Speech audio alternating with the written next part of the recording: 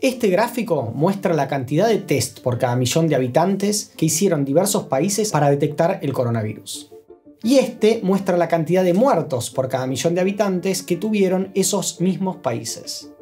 Entonces, ¿se puede usar la cantidad de test como parámetro exclusivo para decir si un país es más o menos exitoso en el control de la pandemia?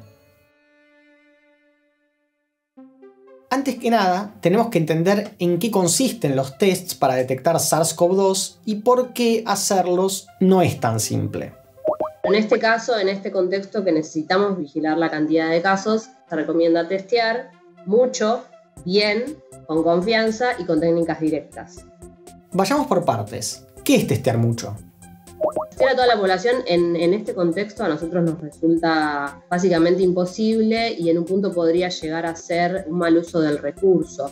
Como los recursos son limitados, en todos lados se testea de acuerdo a criterios que cambian en la medida en que avanza la pandemia. No es lo mismo testear cuando tenés unas pocas decenas de casos que cuando tenés varios miles. ¿Y qué es testear bien, con confianza y con técnicas directas? Básicamente, que el test te dé un resultado certero sobre si una persona tiene o no tiene el virus. Hay varios tipos de test dando vueltas, pero el más importante es el test por reacción en cadena de polimerasa o Real-Time PCR. Es el único que se recomienda por ahora para diagnosticar la enfermedad. Para eso, primero se toma una muestra y se la conserva en un tubo estéril. Si el paciente tenía COV-2, dentro de ese tubo va a haber virus, pero hay que poder detectarlo. Lo primero que se hace es extraer todo el ARN que hay en la muestra y después empieza la reacción en cadena de la polimerasa propiamente dicha, con la que vamos a ver si hay ARN de ese virus en particular. La gran ventaja de este tipo de test es que tiene una muy alta sensibilidad y una muy alta especificidad. Esto quiere decir que si un sujeto tiene el virus, es altísimamente probable que el test dé positivo, y si está sano, es altísimamente probable que dé negativo. La desventaja es que lleva tiempo, unas 3 horas, y requiere equipamiento y personal especializados. El otro gran tipo de test son los test serológicos. Lo que buscan no es el genoma del virus, sino los anticuerpos que nuestro sistema inmune genera para combatirlo. En el diseño más común, se inmovilizan en una placa proteínas del virus y sobre esa placa se agrega el suero del paciente. Si había anticuerpos, estos se van a unir a las proteínas del virus y eso es lo que se va a poder detectar. Estos tipos de test no están recomendados por la Organización Mundial de la Salud para diagnóstico. Y eso es por 2 motivos. Primero, porque no son tan sensibles ni específicos como la PCR. Segundo, porque los anticuerpos tardan hasta 15 días en aparecer una vez que una persona fue infectada y después quedan circulando por la sangre. Así que un test puede dar negativo al comienzo de la infección, aunque el paciente en realidad esté infectado, y pueden dar positivo aunque ya no lo esté. Por eso sirven para hacer estudios epidemiológicos. Por ejemplo, para saber cuántas personas ya tuvieron la enfermedad.